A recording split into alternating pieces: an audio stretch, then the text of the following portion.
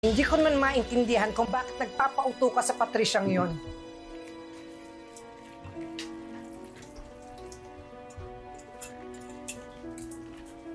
Alam mo naman na halang ang puso niya. Paglalaruan ka lang. Di ba nga, Lilet? Literal! Nang pinagtabuyan ka niya sa ospital na yon, tapos bumalik ka pa doon. Bakit? Awa naman si Bestie. May pa-awarding ceremony, oh. Deserve. Nay, Tapos ngayon, iiyak ka dyan, ha?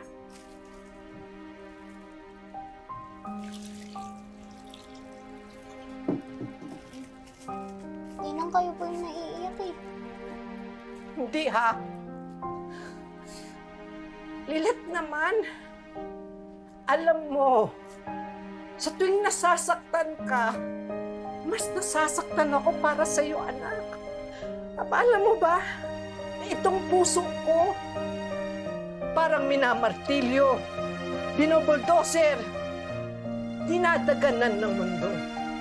Alam mo ba, lumusmus ka pa?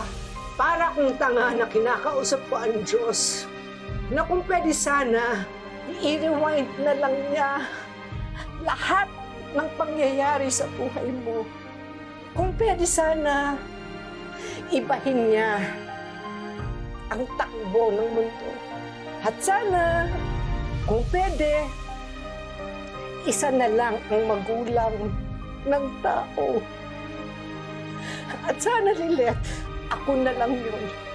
Ako na lang yung nanay mo, yung tatay mo, para hindi mo na nararamdaman yung sakit, yung kakulangan dyan sa puso mo. Lipad naman po ng Diyos yung dasal niyo eh. Hindi nga lang sa buong mundo. Pero, at least sa mundo ko po. Kayo po yung naging tatay, nanay, at ninang ko. 3-in-1, parang kape po. Kape na nagtatanggal palagi ng kaba at mga takot ko. Dahil nga po sa inyo, feeling ko, 6-footer ako eh.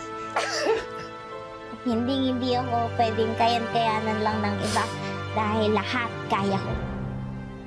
Pero kanina po, nabigo ko po si Nanay Chato eh. Nagkalat po ako dun sa hearing.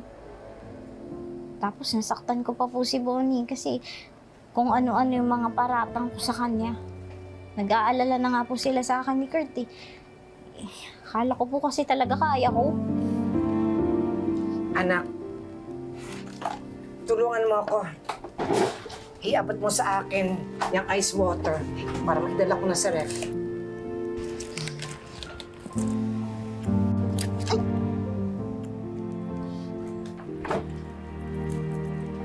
Lilet, hindi mo kailangan ilagay lahat dito sa palad mo.